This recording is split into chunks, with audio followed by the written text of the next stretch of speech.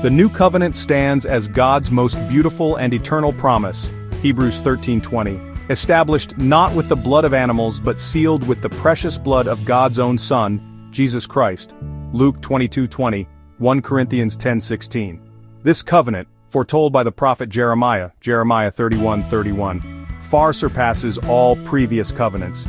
We were once utterly lost, spiritually dead in our transgressions, Ephesians 2:5, excluded from citizenship in Israel and foreigners to the covenants of the promise, without hope and without God in the world, Ephesians 2:12.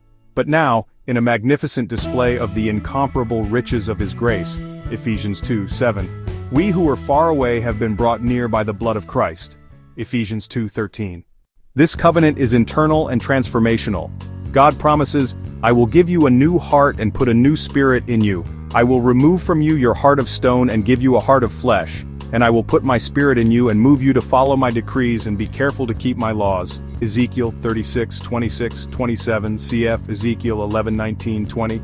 In this covenant I will be their God and they will be my people, Jeremiah 32:38, Ezekiel 36:28, and he will make an everlasting covenant with us, promising I will never stop doing good to them, and will inspire them to fear me, so that they will never turn away from me, Jeremiah 32:39-41.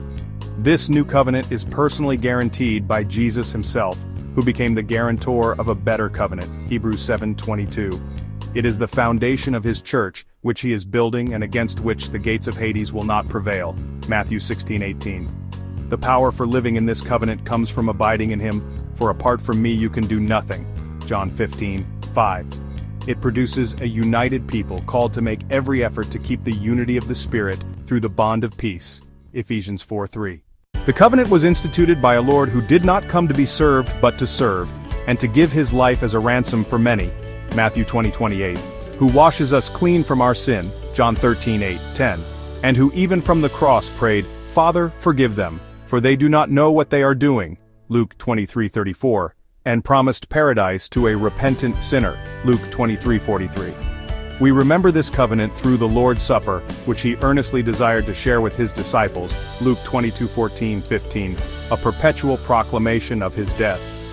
In this covenant we find our deepest satisfaction, for God is the strength of my heart and my portion forever, Psalm 73:26, and Lord, you alone are my portion and my cup, Psalm 16:5.